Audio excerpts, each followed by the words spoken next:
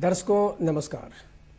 दर्शकों, health is wealth यानी स्वास्थ्य ही धन है। आज हम बात करेंगे अपने स्वास्थ्य के बारे में, क्योंकि हम सभी लोग बदलती जीवन शैली में अपने स्वास्थ्य को लेकर के चिंतित हैं। और आज ये विषय इसलिए क्योंकि आज नेशनल डॉक्टर्स डे है, यानी राष्ट्रीय चिकित्सक दिवस। और हम सभी जानते हैं कि हमारे शरीर में यानी हमारा शरीर हड्डियों का एक ढांचा होता है, और विशेष रूप से आज के इस दिवस पर हम बात करेंगे हड्डी रोगों के संबंध में। और इस विषय पर विस्तार से जानकारी देने के लिए हमारे साथ हैं डॉक्टर मोहम्मद अली अंसारी। डॉक्टर साहब, कार्यक्रम में आपका स्वागत है। और आप आर्थोपेडिक सर्जन हैं, और आपसे बेहतर हड्डियों के बारे में कौन बताएगा। बताएं डॉक्टर साहब, हड्डियां हम कैसे मजबूत रखें और कौन कौन सी समस्याएं हैं जो हड्डियों से जुड़ी हुई हैं। दर्शकों देखिए, हड्डियों से संबंधित आज के टाइम में पूरे विश्व में, हमारे देश में 3-4 मुख्य बीमारियां ऐसी हैं जी, जो हमारे लिए एक बहुत चैलेंज बन चुकी हैं।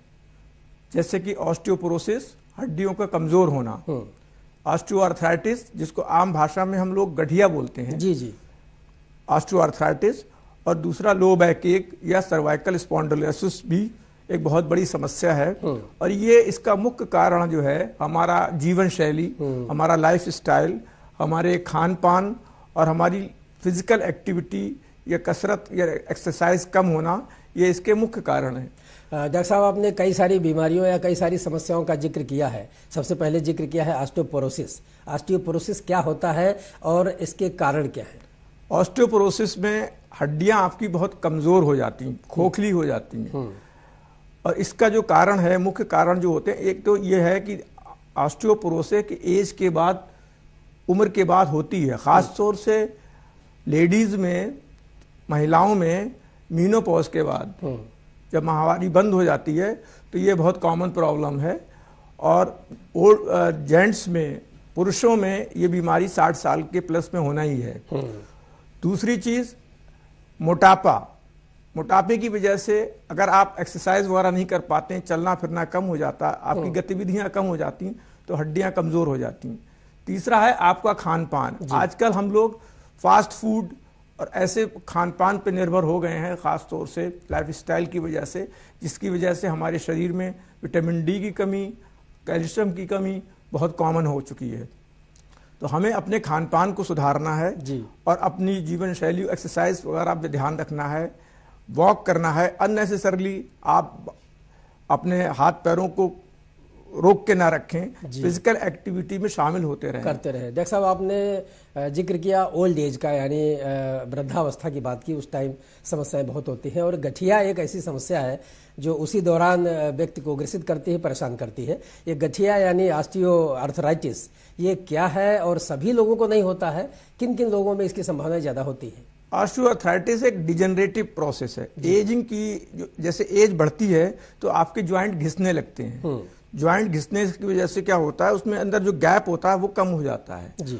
और जो उसकी एक कार्टिलेज होती है, जो ज्वाइंट को चिकना रखने के लिए कार्टिलेज होती है, वो डैमेज होने लगती है। और इसका मेन कारण है एक तो मोटापा, ओबेसिटी, दूसरा एक्सरसाइज, कसरत वगैरह कम करना, मूवमेंट कम करना। तो आप कम से कम 20 से 30 मिनट डेली एक्सरसाइज करें या वॉक करें या साइकिलिंग करें, तो इन चीज़ों से हम बचे रह सकते हैं। तीसरी चीज़ ये है कि अगर आप खान पान सही रखेंगे तो आपकी सप्लीमेंटेशन विटामिन डी, कैल्शियम और मिनरल्स वगैरह का होगा, तो इन सब चीज़ों से आप बचे रहेंगे जी। कुछ और चीज़ें हैं आपकी, कुछ गलत आदतें जैसे तंबाकू का सेवन, अल्कोहल का सेवन, धूम्रपान, इससे भी इसके ऑस्टियोपोरोसिस कॉमन हो जाती है, और गठिया वगैरह का भी उसमें रोल समस्या आती है। डॉक्टर साहब, आपने इस समस्या का जिक्र किया, किसकी वजह से होता है इसके बारे में बताया है। बहुत सारे लोग होते हैं, ये चाहते हैं कि अपने को पहले से ही हम अपनी हड्डियों के बारे में जानकारी ले लें कि कहीं ऐसा तो नहीं कि कमज़ोर हो रही हैं जो आगे चल करके गठिया का स्वरूप ले लें, क्योंकि सभी को नहीं होता है, कुछ को होता है। तो क्या इसके कोई टेस्ट या जाँचें होती हैं जिससे पता चल जाए हमारा जो यंग टाइम में कि कुछ हमारी हड्डियाँ ख़राब हो रही हैं या सप्लीमेंट की ज़रूरत है? इसके लिए कुछ मुख्य जांचें हैं जी, जो रूटीन तौर पे हमको करानी चाहिए। जैसे कि कुछ चीज़ें तो आपको एक्सरे से ही क्लियर हो जाती हैं, डॉक्टर आपको सलाह दे, एक्सरे देखकर भी आपको काफ़ी आइडिया दे सकते हैं। ठीक है। दूसरा एक टेस्ट होता है BMD, बोन मिनरल डेंसिटी जी, और तीसरा आपको सीरम विटामिन डी और सीरम कैल्शियम की जांच भी करा के आपको पता चल जाता है कि आपके शरीर में विटामिन डी की कमी है, ये सीरम कैल्शियम की कमी है, सीरम फास्फोरस की कमी है। तो ये जो मिनरल हड्डियों के उसके लिए होते हैं, calcium, vitamin D and phosphorus, इसकी रूटीन जांच भी होनी चाहिए। और आपको एक्सरे या बोन मिनरल डेंसिटी से भी आपको काफी हद तक आइडिया लग जाता है। डॉक्टर से परामर्श करेंगे तो डॉक्टर इसके बारे में बताएगा और आपको अपने उसके लिए विटामिन डी सप्लीमेंट करना होगा या कैल्शियम सप्लीमेंट करना होगा तो आपको उसका लिखा जाएगा। बाकी आपको डॉक्टर आपको सलाह देगा कि आपको अपना लाइफस्टाइल किस तरह से रखना है, खान पान में किस तरह सुधार करना है। इन सब चीज़ों से आपको काफी हद तक राहत मिल सकती है। डॉक्टर साहब, दो बातों का जिक्र हुआ है, ऑस्टियोपोरोसिस और गठिया यानी ऑस्टियोआर्थराइटिस का। इसके अलावा और भी समस्याएं होती है। एक तो समस्या होती है बैकएक की, स्पॉन्डिलाइटिस की। ये समस्याएं कब पैदा होती है, यानी कब जन्म लेती हैं और किन लोगों में ज्यादा पाई जाती हैं? देखिए, आज से पहले सर्वाइकल स्पॉन्डिलोसिस या लो बैक एक अक्सर 40 साल के बाद ही शुरू होता है। लेकिन आजकल देखने को मिला है कि 20 से 30 साल के बच्चों में भी, 20 से 30 साल की एज पे भी ये समस्या बहुत कॉमन हो गई। उसका मुख्य कारण है पोस्चर, आदमी का बैठने की जो अवस्था है वो, और उसमें मोबाइल, लैपटॉप, डेस्कटॉप, कंप्यूटर का बहुत बड़ा रोल है।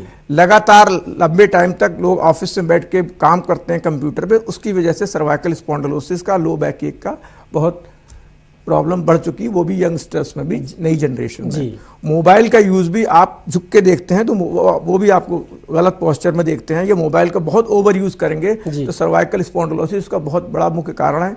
आजकल देखने को मिल रहा है जो बच्चे मोबाइल पर लगे रहते हैं, इवन 15 से 20 साल के बच्चों में भी, 20 से 30 साल में भी एक समस्या देखने को मिल रही है। जी डॉक्टर साहब, आपने बताया कि ये शुरुआती दौर में ही ये समस्या आ जाती है। अगर किसी व्यक्ति को ये समस्या हो जाती है तो इसका इलाज कैसे होता है, क्या करना होता है इसके लिए?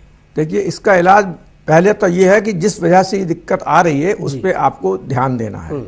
आपको मोबाइल का ओवर यूज नहीं करना है। आपको अगर अपने ऑफिस में काम करना है कंप्यूटर पे या लैपटॉप पे, तो आप आधे घंटे के बाद थोड़ा सा वॉक कर लीजिए। लॉन्ग सिटिंग बैठे बैठे आपको घंटों अगर आप काम करेंगे तो बैक एक या सर्वाइकल स्पॉन्डिलोसिस की समस्या आपको आनी है। तो इसके लिए आप बीच बीच में ब्रेक लीजिए और अपना ऑफिस में ही मूव कर सकते हैं, तो इसकी वजह से आपको इससे राहत मिलेगी। दूसरी ये है कि सर्वाइकल के लिए कुछ एक्सरसाइज हैं। अगर आप डॉक्टर के पास जाएंगे तो डॉक्टर आपको उसकी सलाह देगा। आप कुछ फिजिकल एक्सरसाइजेज हैं, जो गर्दन की एक्सरसाइज हैं, कमर के दर्द की एक्सरसाइज हैं, जिससे आपकी मसल स्ट्रेंथनिंग हो, तो उससे भी आपको काफ़ी निजात मिलेगी।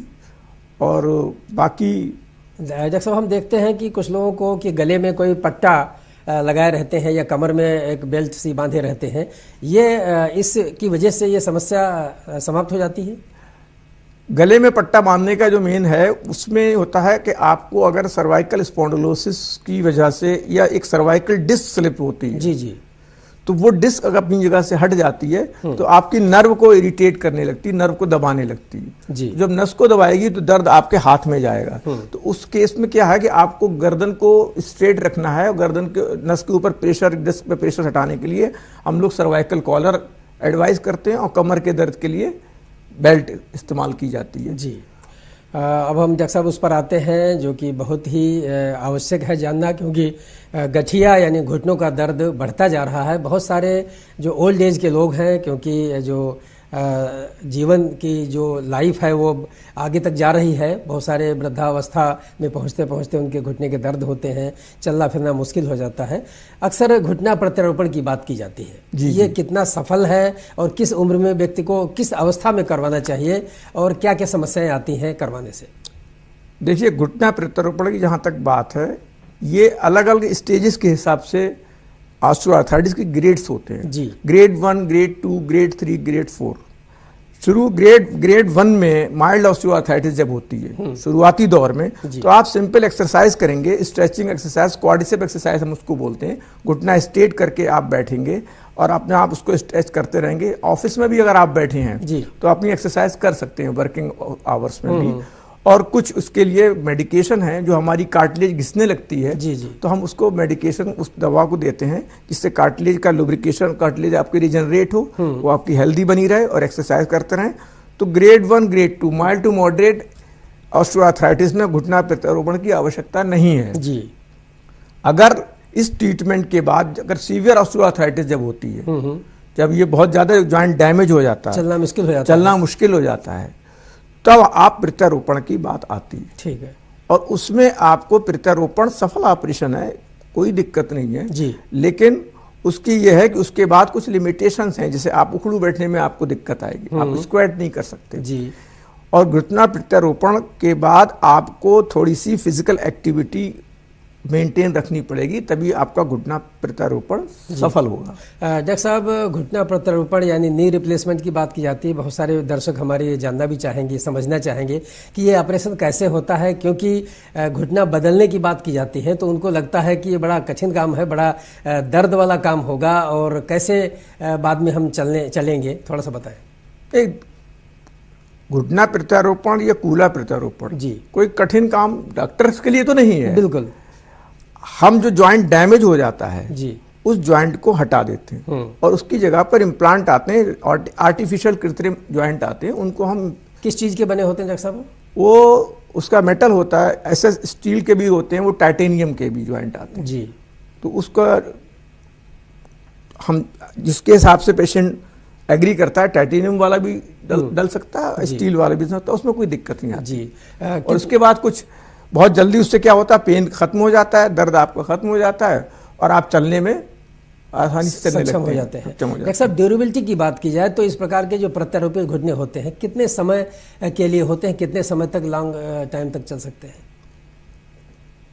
प्रत्यारोपण के बाद आराम से 15 से 20 साल, 20 साल तो आराम से आप 20-25 साल गुजार सकते हैं। जी। बशर्ते आप अपनी एक्टिविटीज को सही रखें, थोड़ी सी एहतियात रखें। जी। अगर कूल्हे के प्रत्यारोपण की बात करें, घुटने की प्रत्यारोपण की बात करें तो इसमें हॉस्पिटल में कितना समय देना पड़ता है, कितना टाइम लगता है कंप्लीट ऑपरेशन प्लस चलने की स्थिति तक? प्रत्यारोपण के बाद हॉस्पिटल में मैक्सिमम 1 वीक। 1 वीक के बाद व्यक्ति हम डिस्चार्ज कर सकते हैं, पेशेंट चलने लगता है। चलने लगता है। जी। अगर सफलता की बात करें डॉक्टर साहब, क्योंकि कोई भी ऑपरेशन होता है उसकी सफलता और असफलता प्रतिशत के हिसाब से देखी जाती है, तो ये कूल्हा का प्रत्यारोपण और जो घुटने का प्रत्यारोपण है कितने प्रतिशत सफल रहते हैं? ऑलमोस्ट सक्सेस रेट तो बहुत अच्छा है। बहुत अच्छा है। बहुत अच्छा है, कोई दिक्कत नहीं है। कोई दिक्कत नहीं है और कोई किसी को घबराने की आवश्यकता नहीं, कोई घबराने की आवश्यकता जी, आसानी से हो सकता है, आसानी से हो जाता है, कोई दिक्कत नहीं। और कब करवाना चाहिए? आपने बताया कि माइल्ड जो स्टेज होती है उसके माइल्ड स्टेज में कभी प्रत्यारोपण की बात नहीं सोचनी चाहिए। पहले तो दवा से, एक्सरसाइज से हम लोग को, जब चलना बिल्कुल मुश्किल हो जाए, जब जॉइंट बहुत डैमेज हो जाता है, जब उसका रिजनरेशन पॉसिबल नहीं है, संभव नहीं है, दवाओं से संभव नहीं, जब देख रहे हैं जॉइंट बहुत खराब है, एक्सरे से भी हम लोग आइडिया लेते हैं, MRI से भी आइडिया लेते हैं, तो अब ये जॉइंट रिजनरेट नहीं हो सकता, इसमें हीलिंग नहीं हो सकती, तो मजबूरी में उसको हमें रिप्लेस करना ही करना है। ओल्ड एज में बहुत सारे जो पेशेंट हैं या व्यक्ति हैं हम कह सकते हैं, वो तब तक इंतजार करते रहते हैं अपने घुटनों को बदलाने के बारे में जब तक वो चल पाते हैं, या एक लिमिट तक जब चलना बिल्कुल असहाय हो जाता है तब वो सोचते हैं। आपको क्या लगता है कि उससे पहले उनको चेंज करा लेना चाहिए या उसी स्टेज में ठीक रहता है? देखिए, जब तक आप अपनी दिनचर्या वाली जो चीजें हैं आराम से कर रहे हैं, बहुत ज्यादा आपको दिक्कत नहीं है, रिप्लेसमेंट के लिए सोचने की आवश्यकता नहीं है, उसके बाद करा सकते हैं। अगर आपकी फिजिकल इतनी लिमिटेशंस हो जाए कि आपको दिनचर्या में भी दिक्कत आ रही है, जी बिल्कुल, तब आपको सोचना चाहिए। जी। रूटीन एक्टिविटी अगर आप आराम से कर रहे हैं तो, क्योंकि आपको प्रत्यारोपण के बाद ये भी नहीं कि आप बहुत ज्यादा हेक्टिक एक्सरसाइज भी कर पाए, आप रूटीन लाइफ गुजार सकते हैं। जी। उसके बाद भी डॉक्टर साहब, सियाटिका एक और समस्या आती है, उसका जिक्र होता है, ये क्या है और कहाँ पर प्रभावित करती है, कौन सी इसकी हड्डियां हैं जो प्रभावित होती है? सियाटिका, देखिए sciatica is a common language में, सियाटिका एक कमर का दर्द होता है जो कमर से टांग में जाता है, और इसका मुख्य कारण ये होता है कि कमर के अंदर, स्पाइन के अंदर डिस्क होती है जी, लंबर स्पाइन में डिस्क होती हैं, तो वो डिस्क अपनी जगह से प्रोट्रूड कर जाती है, अपनी जगह से खिसक जाती है, और सियाटिक एक नर्व होती है जो हमारे रीढ़ की हड्डी से टांग तक, पंजे तक जाती है, उस पर प्रेस करने लगती है, उसको दबाने लगती है, तो वो हमारा कमर का दर्द जो है नीचे टांग तक जाके रेडिएट करता है। तो जब हम चलते हैं तो दर्द बढ़ता है, जब हम झुकते हैं तो दर्द बढ़ता है, या झंझनाहट होती है और दिक्कत पड़ती है तो पूरी टांग में खिंचाव होता है, या फिर बहुत ज़्यादा सीवियर हुआ तो टांग सुन भी होने शुरू हो जाती है, पंजा सुन भी शुरू होता है, तो इसको sciatica कहते हैं लेमैन में। बट ये जो होता है डिस्क का खिसकना अपनी जगह से, स्पाइन के अंदर जो उसका स्पेस होता है वहाँ से खिसक के वो sciatic नर्व के ऊपर आके नर्व रूट को दबाता है, प्रेस करता है जी। तो ये इसका जो मुख्य कारण है, ये जो इसका भी मुख्य कारण बेसिकली ओबेसिटी, मोटापा, फिजिकल एक्टिविटी, एक्सरसाइज ना करना, और कभी कभी ट्रॉमा की वजह से, चोट की वजह से या गलत पोस्चर पर की वजह से भी डिस्क डिस्प्लेस हो जाती है अपनी जगह से। तो देखो इसका इलाज दवाइयों से होता है या फिर ऑपरेशन ही इसका इलाज दवा से और एक्सरसाइज से भी है। अच्छा, और ऑपरेशन भी करना, और ऑपरेशन भी अगर दवा और एक्सरसाइज से नहीं होता है तब फिर हम डिसेक्टमी करते हैं, डिस्क को प्रेशर हटाते हैं जी, तो ऑपरेशन भी करना पड़ता है। डॉक्टर साहब लेकिन 90% केसेस अगर आप अपना लाइफ स्टाइल सही रखें, कुछ एहतियात रखें, एक्सरसाइज करते रहें तो सही रहेंगे। डॉक्टर साहब आपने लाइफ स्टाइल का जिक्र इस कार्यक्रम में बातचीत में कई बार किया है। लाइफ स्टाइल कैसी होनी चाहिए जो हमारी हड्डियों के लिए अच्छी हो और उनमें कभी इस प्रकार की समस्या कम से कम आए? देखिए, सबसे पहले तो अपना वेट कंट्रोल इज मस्ट। ठीक है। नंबर 1 इज वेट कंट्रोल जी। Number 2 physical exercise. ठीक है। कसरत, एक्टिविटी, किसी न किसी फॉर्म में आपको एक्टिव रहना है जी। और नंबर 3 खान पान जी। खान पान में आपको हेल्दी फूड्स लेना है। विटामिन डी और कैल्शियम के लिए खास तौर से आपको मिल्क प्रोडक्ट, दही, मिल्क, पनीर जी, अंडा जी, नट्स, हरी सब्जियां, फ्रूट्स, ये सब अगर आप ध्यान रखेंगे खाने पे तो आपको ये सब चीज़ें, इनकी विटामिन डी की कमी नहीं होगी और हड्डियां कमज़ोर नहीं होंगी और आपको लाइफ और आपकी एक्सरसाइज वगैरह अगर आप करते रहेंगे तो आप एक्टिव रहेंगे, फिट रहेंगे जी। डॉक्टर साहब एक्सरसाइज का जिक्र किया है आपने और आज हम देखते हैं कि बहुत सारे लोग एक्स्ट्रा कॉन्शियस हो जाते हैं और एक्सरसाइज भी बहुत ज़्यादा करते हैं जिसकी वजह से भी उन्हें कुछ समस्याएं आती हैं। एक्सरसाइज बहुत ज़्यादा, आप एक्सरसाइज को अपनी क्षमता के मुताबिक करें जी, क्योंकि मसल एक्सरसाइज का मतलब यह है कि आपको जॉइंट के मूवमेंट करना है, मसल्स को स्ट्रेच करना है। आपके जितने जॉइंट के मूवमेंट है उनको आपको सबको जॉइंट को एक्टिव रखना है। ओवर एक्सरसाइज करने से मसल टीयर होते हैं, फाइबर्स टीयर होते हैं, लिगामेंटस इंजरीज भी होती हैं। गलत एक्सरसाइज करने से भी दिक्कत आती, कुछ लोग देख के मोबाइल में या उस तरह से आप जी करने लगते हैं। तो एक्सरसाइज भी आपको ट्रेंड लोगों के माध्यम से ही करना चाहिए। फिजियोथेरेपिस्ट हो जी, वो आपको बताएगा कि आपकी किस समस्या के लिए कौन सी एक्सरसाइज जरूरी है जी।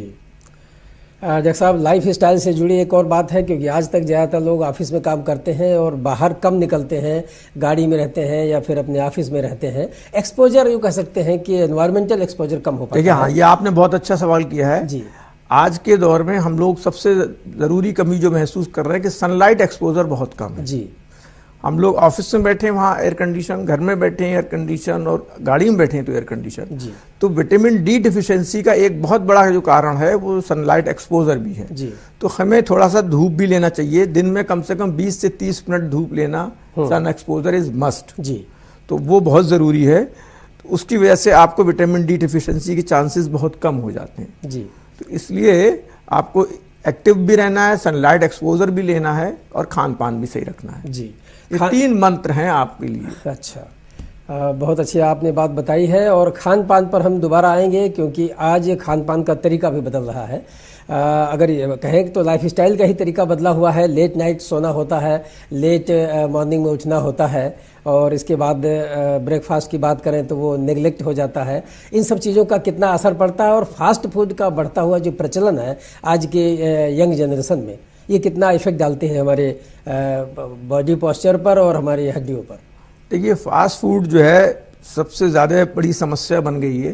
ख़ास तौर से जो ऑफिस के लोग हैं, जो बाहर काम कर रहे हैं, अपने घर में खाना नहीं मिल रहा है, तो वो जो चीज़ें आजकल पिज्ज़ा, मोमोज, ये सब चीज़ें जो हैं इनके अंदर आपको प्रॉपर न्यूट्रिशन नहीं मिलता, ना ही आपको विटामिन्स मिल रहे हैं, ना ही आपको मिनरल्स मिल रहे हैं। तो इसकी वजह से हमारे शरीर में बहुत सी कमियां मिनरल्स की, विटामिन्स की, कैल्शियम की, आयरन की सब हो रही हैं, जिसकी वजह से हमारा स्वास्थ्य बहुत प्रभावित हो रहा है। तो इसको हमें बहुत दूर रखना है और बहुत ही खान पान पे हमें संतुलन रखना है। जी। देखिए, विटामिन डी डिफिशिएंसी के बहुत से और भी वजह जिसके फायदे हैं। अगर विटामिन डी की कमी होगी तो हमारे कमी नहीं होगी तो हम अपने हार्ट को भी मजबूत रखेंगे, अपनी मसल्स को भी रखेंगे, अपने ब्रेन को भी रखेंगे, क्योंकि विटामिन डी मूड एलिवेटर भी है। विटामिन डी की कमी से मूड डिप्रेशन भी होता है। आपकी बॉडी की इम्यूनिटी पावर भी कम होती है अगर विटामिन डिफिशिएंसी हैं, और आपका कार्डियक प्रॉब्लम के लिए भी आपको बहुत हेल्पफुल है। तो इन सब चीज़ों से आप बीमारियों से बचे रहेंगे। हड्डियों के लिए, दांतों के लिए तो है ही है जी। तो विटामिन की कमी फास्ट फूड से बहुत कॉमन हो गई है। जी।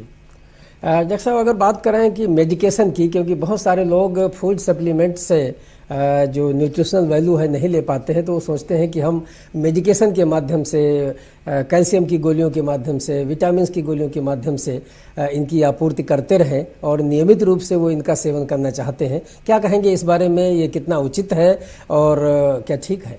देखिए, सप्लीमेंटेशन ऑफ मेडिसिन जो है, दवाएं आपके खाने का, भोजन का रिप्लेसमेंट नहीं है जी। जो आपको न्यूट्रिशन से मिलेगा, खाने से मिलेगा, वो तो आपको लेना ही लेना है। उसको तो आप अवॉइड नहीं कर सकते। आप सोचते कि मैं फास्ट फूड खाता रहूं और विटामिन डी लेता रहूं, अलग से लेता रहूं, दैट इज नॉट गुड। तो वो चीज़ नहीं है।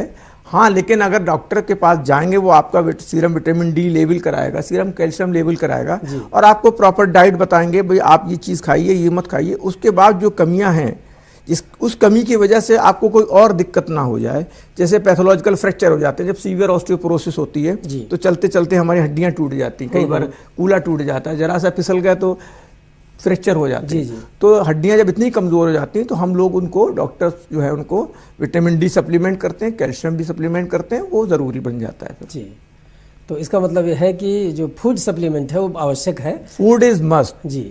वो ऐसा होना चाहिए जिसमें ये सारे न्यूट्रिशनल वैल्यूज हो। Nutritional value. डॉक्टर साहब, अगर फ्रैक्चर की बात करते हैं, एक्सीडेंट की बात करते हैं, क्योंकि आज भागदौड़ भरी जिंदगी में ये भी हो गया है कि सड़कों पर एक्सीडेंट बहुत होते हैं, ऐसे में कहीं न कहीं हड्डियां सबसे ज़्यादा प्रभावित होती हैं। तो फ्रैक्चर को आप किस रूप में देखते हैं, इनका इलाज कैसे होता है? और मल्टी फ्रैक्चर हो जाता है, कभी कभी हड्डियां हो जाता है, इसको कैसे देखते, कैसे इलाज करते हैं इसका? देखिए, आज की डेट में जो रोड ट्रैफिक एक्सीडेंट जी हमारे देश में बहुत बड़ा कारण है डेथ का जी। अगर इंसिडेंस ऑफ डेथ माने तो रोड ट्रैफिक एक्सीडेंट, कैंसर जी, हार्ट प्रॉब्लम, ये 3 मुख्य कारण हैं। तो इसमें रोड ट्रैफिक एक्सीडेंट जो हमारा हो रहा है इस वक्त, इसके जो मिसमैनेजमेंट ऑफ ट्रैफिक है और जो लोग ट्रैफिक को फॉलो नहीं करते, खासतौर से 2 व्हीलर्स जिस तरह से हमारे रोड पे चलते हैं, उससे पॉलीट्रॉमा बहुत कॉमन हो गया जी। तो इसमें ज़रा सी देर में अगर आदमी जर्क हुआ, हड्डियाँ कमज़ोर हैं, फट से फ्रैक्चर हो जाते हैं, और जब ज़्यादा रफ्तार से एक्सीडेंट होते हैं तो मल्टीपल फ्रैक्चर्स भी हो जाते हैं जी। तो उसको भी हमें देखना होता है। तो सबसे पहले हम सुरक्षित चलें, यातायात के नियमों का पालन करें जी।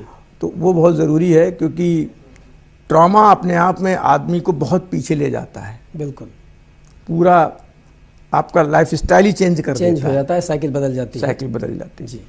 तो बहुत आवश्यक है कि रोड पर चलें तो संभल के चलें, ताकि हड्डियों के ब्रेक होने का, हड्डियों के फ्रैक्चर होने से बचें, क्योंकि इससे बहुत आघात लगता है पूरे शरीर को, पूरे परिवार पर असर आता है।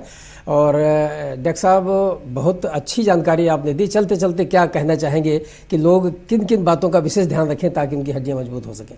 देखिए, हड्डियाँ जो हैं शरीर का एक फाउंडेशन है, बुनियाद है। अगर आपकी बुनियाद कमजोर होगी, किसी बिल्डिंग की अगर बुनियाद कमजोर होगी, उसका ढांचा कमजोर होगा, तो वो बिल्डिंग सर्वाइव बहुत दिन नहीं करेगी। तो अगर आपको लंबा चलना है और आपको हेल्दी चलना है, एक्टिव रहना है, तो हड्डियों का बहुत ध्यान रखना है। तो दर्शकों, समझ गए होंगे अब आप कि यदि आप लंबा चलना चाह रहे हैं, लंबा जीवन जीना चाह रहे हैं, स्वस्थ रहना चाह रहे हैं, तो डॉक्टर साहब ने जो बातें बताई हैं उनका जरूर ध्यान रखें अपने शरीर का। और विशेष रूप से चूंकि हड्डियों के ढांचे पे हमारा शरीर बना हुआ है, तो अपने हड्डियों का ख्याल जरूर रखें। इसके लिए अपनी लाइफ स्टाइल, अपना खान पान और समय से जांच, डॉक्टर से की एडवाइस, यदि इनका ध्यान रखेंगे तो निश्चित रूप से स्वस्थ रहेंगे, हड्डियों को मजबूत रखेंगे। आज नेशनल डॉक्टर्स डे पर जो जानकारी डॉक्टर साहब ने दी है, डॉक्टर मोहम्मद अली अंसारी जी ने, हम उम्मीद करते हैं कि हमारे दर्शक इससे लाभ उठाएंगे। डॉक्टर साहब, बेहतर जानकारी के लिए आज हमारे कार्यक्रम में, इसके लिए बहुत बहुत धन्यवाद। नमस्कार।